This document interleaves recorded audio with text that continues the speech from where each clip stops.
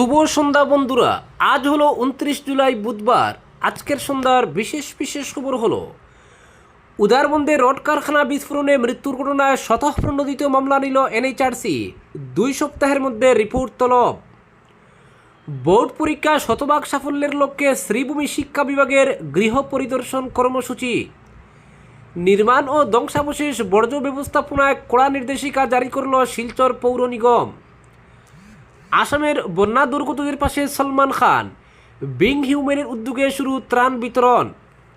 3 August থেকে মিলবে অরুণোদয়ের টাকা, ঘোষণা অর্থমন্ত্রী জয়ন্ত মল্ল বড়ুয়ার। সুপ্রিম কোর্টের গেটে কি থাকবে আমরা দেখব, অশোক চক্র বসানোর আর্জি খারিজ প্রধান বিচারপতির।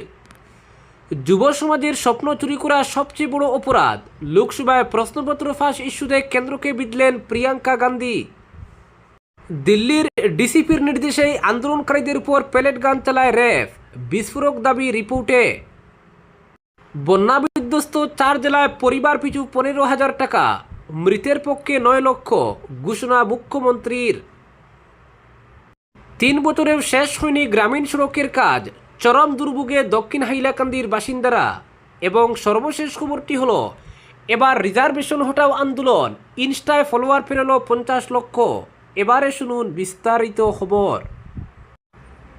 উদারবন্দ এলাকায় অবস্থিত কেডি গ্লোবাল ইনফ্রাস্ট্রাকচার এলএলপির ধাতু প্রক্রিয়াকরণ কারখানায় বিস্ফোরণে 4 শ্রমিকের মৃত্যুর ঘটনায় স্বতঃপ্রণোদিত অর্থাৎ সুমোটো মামলা গ্রহণ করেছে জাতীয় মানবাধিকার কমিশন। এই ঘটনায় আসাম সরকারের মুখ্য সচিব এবং কাছাড়ের সিনিয়র সুপারিনটেন্ডেন্ট অফ পুলিশকে 2 সপ্তাহের মধ্যে বিস্তারিত রিপোর্ট জমা দেওয়ার নির্দেশ দিয়েছে।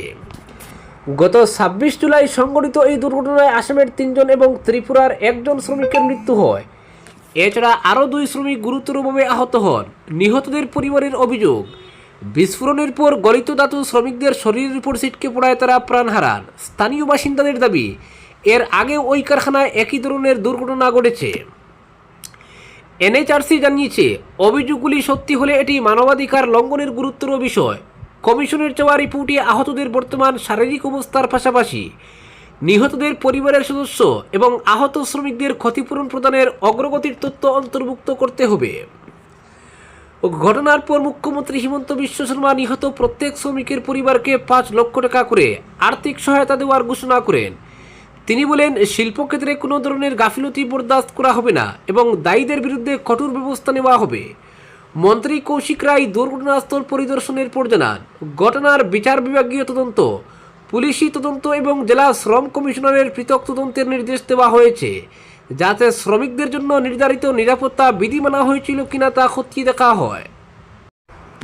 পরবর্তী খবরটি হলো নির্মাণ ও ধ্বংসাবশেষ বর্জ্য ব্যবস্থাপনা বিধি 2016 কঠোরভাবে কার্যকর করতে জনসাধারণের উদ্দেশ্যে নতুন নির্দেশিকা জারি করেছে শিলচর পৌর নিগম। নিগমের আওতাধীন এলাকার সমস্ত গৃহস্থালী, বাণিজ্যিক প্রতিষ্ঠান, ঠিকাদার এবং নির্মাণ সংস্থাকে এই বিধি মেনে চলার আহ্বান জানানো হয়েছে। পৌর নিগমের বিজ্ঞপ্তিতে জানানো হয়েছে, জনসাধারণের রাস্তা, ফুটপাত, নালা কিংবা খোলা জায়গায় বালি, ইট, কংক্রিট, ধ্বংসাবশেষ বা অন্য কোনো নির্মাণ বর্জ্য ফেলা কিংবা মজুত করা সম্পূর্ণ নিষিদ্ধ। এ ধরনের কর্মকাণ্ড জনসাধারণের চলাচলে বিঘ্ন সৃষ্টি করার পাশাপাশি পরিবেশ দূষণ এবং নগর পরিচ্ছন্নতার উপর নেতিবাচক প্রভাব ফেলে। বিধি লঙ্ঘনের ক্ষেত্রে কঠোর ব্যবস্থা নেওয়ারও হুঁশিয়ারি দিয়েছে পৌর নিগম। কোনো ব্যক্তি, সংস্থা বা প্রতিষ্ঠান অবৈধভাবে নির্মাণ ও ধ্বংসাবশেষ বর্জ্য ফেললে বা মজুত করলে সংশ্লিষ্ট সামগ্রী বাজেয়াপ্ত করা, জরিমানা আরোপ এবং আসাম মিউনিসিপ্যাল কর্পোরেশন আইন 2022-এর 254 ধারার অধীনে আইনানুগ ব্যবস্থা গ্রহণ করা হবে। নাগরিক ও নির্মাণ সংস্থাগুলিকে শিলচর পুর নিগমের কঠিন বর্জ্য ব্যবস্থাপনা বিভাগের সঙ্গে সমন্বয় রেখে শুধুমাত্র অনুমোদিত ও পরিবেশ বান্ধব পদ্ধতিতে নির্মাণ বর্জ্য নিষ্পত্তির আহ্বান জানানো হয়েছে। পরবর্তী খবরটি হলো শিক্ষার মানোন্নয়ন এবং 2027 সালের মাধ্যমিক ও উচ্চ মাধ্যমিক পরীক্ষায় শতভাগ সাফল্য অর্জনের লক্ষ্য নিয়ে অভিনব উদ্যোগ গ্রহণ করেছে শ্রীভূমি জেলা শিক্ষা বিভাগ। পরীক্ষার্থীদের শুধু শ্রেণীকক্ষ ভিত্তিক পাঠদানের মধ্যে সীমাবদ্ধ না রেখে তাদের পারিবারিক পরিবেশ, মানসিক অবস্থা ও পড়াশোনার অগ্রগতি সরাসরি পর্যবেক্ষণের জন্য শুরু হচ্ছে প্রকল্প 100% সাফল্য এইচএসএলসি ও এইচএস পরীক্ষা 2027। মঙ্গলবার শ্রীভূমি স্কুল পরিদর্শকের স্বাক্ষরিত এক সরকারি নির্দেশিকায় জেলার সরকারি প্রাদেশিকীকৃত বেসরকারি হাই স্কুল, উচ্চ মাধ্যমিক ও সিনিয়র সেকেন্ডারি বিদ্যালয়ের প্রধান শিক্ষক শিক্ষিকাদের এই কর্মসূচি দ্রুত বাস্তবায়নের নির্দেশ দেওয়া হয়েছে। এর আওতায় দশম ও দ্বাদশ শ্রেণীর প্রতিটি শিক্ষার্থীর বাড়িতে গিয়ে শিক্ষকরা গৃহ পরিদর্শন করবেন। শিক্ষা বিভাগের নির্দেশ অনুযায়ী শিক্ষার্থীদের পড়াশোনার পরিবেশ, নিয়মিত অধ্যয়ন, পরীক্ষার প্রস্তুতি, পারিবারিক সমস্যা এবং মানসিক অবস্থার মূল্যায়ন করা হবে। একই সঙ্গে বিদ্যালয় ও অভিভাবকদের মধ্যে আরও কার্যকর যোগাযোগ গড়ে তোলার উপর বিশেষ গুরুত্ব দেওয়া হয়েছে। গৃহ পরিদর্শনের সময় শিক্ষকরা পাঠ্যক্রম সম্পূর্ণ হওয়ার অগ্রগতি, পাঠ্যপুস্তক ও অন্যান্য শিক্ষা সামগ্রীর ব্যবহার, পূর্ববর্তী বছরের প্রশ্নপত্র অনুশীলন এবং পুনরাবৃত্তির অবস্থা পর্যালোচনা করবেন। যেসব বিষয়ে শিক্ষার্থীরা দুর্বল সেখানে অতিরিক্ত ক্লাস, বিশেষ কোচিং এবং সন্দেহ নিরসনের ব্যবস্থা গ্রহণের নির্দেশ দেওয়া হয়েছে। প্রয়োজন অনুযায়ী শিক্ষার্থীদের জন্য পৃথক অধ্যয়ন পরিকল্পনাও তৈরি করা হবে। বিদ্যালয় পরিদর্শক নীলমজ্যোতি দাস নির্দেশিকায় উল্লেখ করেছেন, শিক্ষার্থীদের সাফল্য নিশ্চিত করতে শিক্ষক, অভিভাবক ও শিক্ষা বিভাগের সমন্বিত প্রচেষ্টা অত্যন্ত জরুরি। তিনি নিষ্ঠা ও দায়িত্ববোধের সঙ্গে কর্মসূচি বাস্তবায়নের আহ্বান জানান এবং কোনো ধরনের অবহেলা বা গাফিলতি বরদাস্ত করা হবে না বলেও স্পষ্ট করেছেন। পরবর্তী খবরটি হলো, আগস্টের 3 তারিখ থেকে সুবিধাপ্রাপকরা ফের অরুণোদয়ের টাকা লাভ করবেন। 39 লক্ষের অধিক সুবিধাপ্রাপক অরুণোদয়ের সুবিধা পাবেন। বিধানসভায় একথা জানিয়েছেন অর্থমন্ত্রী জয়ন্ত মল্ল বড়ুয়া। 3 আগস্ট শঙ্করদেব কলাক্ষেত্রে আয়োজিত হবে কেন্দ্রীয় অনুষ্ঠান। এই অনুষ্ঠানে মুখ্যমন্ত্রী হিমন্ত বিশ্ব শর্মা আনুষ্ঠানিকভাবে অরুণোদয় প্রকল্পের টাকা বিতরণের প্রক্রিয়া চালু করবেন বলেও জানান মন্ত্রী বড়ুয়া। এদিন রাজ্যের প্রতিটি গ্রাম পঞ্চায়েতে অনুষ্ঠিত হবে সভায় প্রত্যেক বিধায়ককেও অংশগ্রহণের আহ্বান জানান তিনি।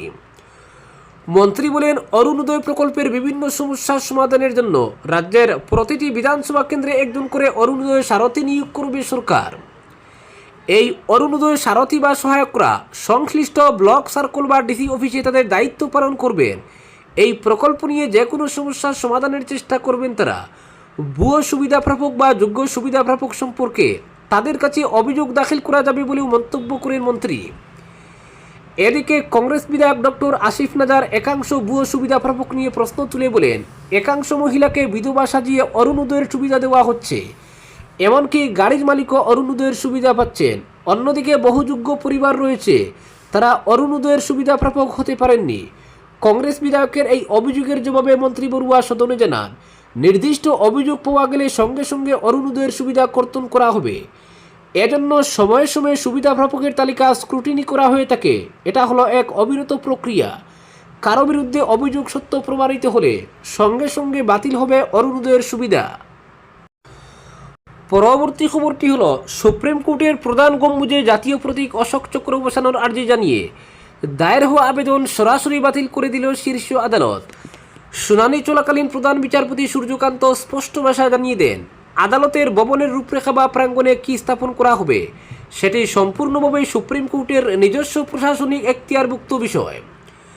আবেদনকারীকে উদ্দেশ্য করে প্রধান বিচারপতির মন্তব্য, সুপ্রিম কোর্টের গেটে কী লাগাতে হবে তা আমরাই দেখে নেব। বিশ্বে আরও অনেক সমস্যা রয়েছে, আপনি সেগুলোর দিকে নজর দিন।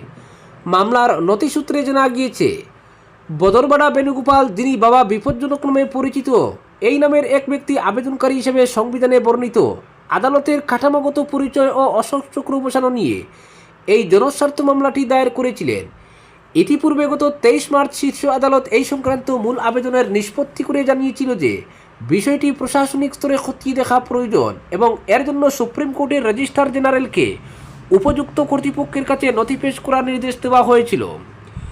পরবর্তীতে 3 জুলাই রেজিস্ট্রার অফিস সেই আবেদন নথিভুক্ত করার পর আদালতের প্রশাসনিক সিদ্ধান্তের বর্তমান স্থিতি ও বাস্তবায়ন জানতে চেয়ে আবার নতুন আবেদন জানান ওই ব্যক্তি।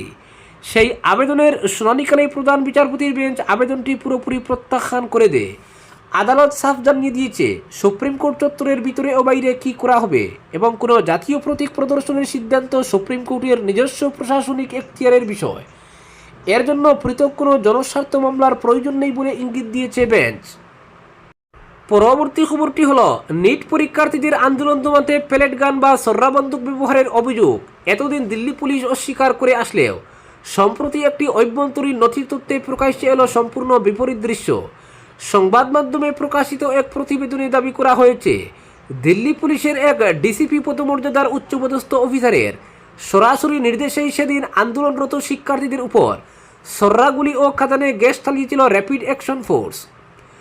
পার্লামেন্ট স্ট্রিট থানায় দায়ের হওয়া একটি জেনারেল ডায়েরি বা জিডিপির কপি হাতে পেয়ে এই বিস্ফোরক প্রতিবেদন সামনে আনা হয়েছে। যদিও দিল্লি পুলিশের পক্ষ থেকে এই বিষয়ে এখনও কোনো আনুষ্ঠানিক প্রতিক্রিয়া মেলেনি। প্রতিবেদন অনুযায়ী সংসদ অভিযানের দিন রাত 1:30 নাগাদ থানায় জমা পড়া ওই জিডি নথিতে স্পষ্ট উল্লেখ রয়েছে যে পরিস্থিতি নিয়ন্ত্রণে আনতে ডিসিপির আদেশে র্যাফের এক ডেপুটি কমান্ড্যান্ট 5টি টিয়ার গ্যাস শেলের পাশাপাশি প্লাস্টিক প্লেট ভর্তি অ্যান্টি রায়ট গান থেকে একাধিক রাউন্ড সর্রাগুলি ছুড়েন। এছাড়া আরও বেশ কিছু নন ইলেকট্রিক্যাল ও ইলেকট্রিক্যাল শেল ব্যবহারের কোথাও নথিতে উল্লেখ রয়েছে।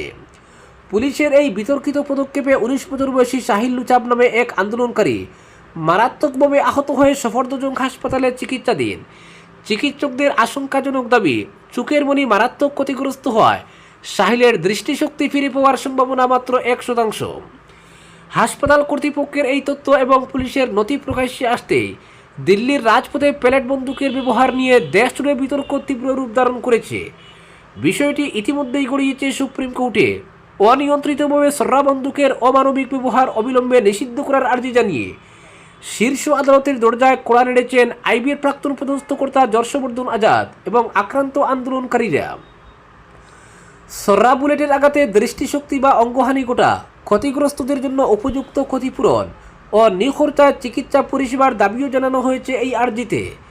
আজকের বিশেষ সংবাদ এখানেই সমাপ্ত।